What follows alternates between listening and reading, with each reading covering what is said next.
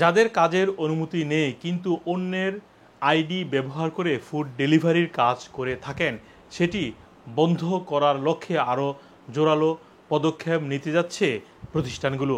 বিশেষ করে ডেলিভারো, just it এবং উবার ইট এমন সিদ্ধান্ত নিতে যাচ্ছে।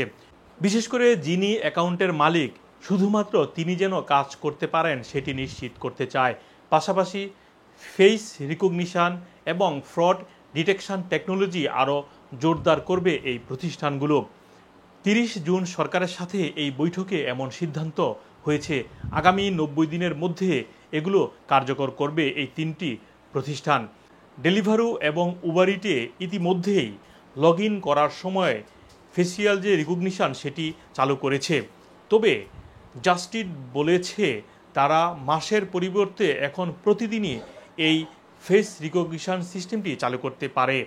গত সপ্তাহে সান পত্রিকা খবর প্রকাশ করেছিল, যারা যুক্তরাজ্যে অ্যাসাইলম আবেদন করেছেন আসার ঠিক একদিন পরে এ সমস্ত অনলাইন অ্যাপসগুলো ভাড়া নিয়ে সপ্তাহে 1000 পাউন্ডের মতো আয় করেন।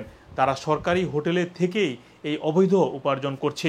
এরপরই সরকার এই তিনটি প্রতিষ্ঠানের সাথে বৈঠকে বসল। যুক্তরাজ্যে যারা অ্যাসাইলম আবেদন করেন প্রথম 1 বছর কোনো কাজের অনুমতি থাকে না। যদি তাদের অ্যাপ্লিকেশন অ্যাসাইলম আবেদন মঞ্জুর হয় সেক্ষেত্রে তারা কাজ করতে পারেন। অনেক সময় 1 বছর পর সরকারের পক্ষ থেকে নির্দিষ্ট কিছু কাজের জন্য অনুমোদন দেয়া হয়, কিন্তু সেটি না মেনে অনেকেই অ্যাপস ভাড়া নিয়ে কাজ করে যাচ্ছেন। গত বছর থেকে চালু হয়েছে, যারা এই অ্যাপসগুলো ভাড়া নিয়ে কাজ করেন তাদেরও আইডেন্টিটি এবং এদেশে কাজের অনুমতি রয়েছে কিনা সেগুলো চেক করা শুরু করেছে সরকার। সরকার বলেছে যাদের এদেশে কাজের অনুমতি নেই তাদেরকে কোনোভাবে কাজ করতে দেয়া হবে না এবং এ বিষয়ে সরকার কঠোর মনোভাব দেখাচ্ছে। গত জুলাই মাসে লেবার সরকার ক্ষমতায় আসার পর এই বিষয়গুলো সবচেয়ে বেশি গুরুত্ব দিচ্ছে। এরই মধ্যে সরকার এই তিনটি প্রতিষ্ঠানকে বলে দিয়েছে কোনো অবৈধ কর্মী পাওয়া গেলে একজনের জন্য 60,000 পাউন্ড পর্যন্ত জরিমানা করা হবে তাদেরকে। তাই উবার ইট, জাস্ট ইট এবং ডেলিভারো তারাও কঠোর পদক্ষেপ নেবে আগামী 90 দিনের মধ্যে। মোহাম্মদ আব্দুল হান্নান, 2A নিউজ, যুক্তরাজ্য।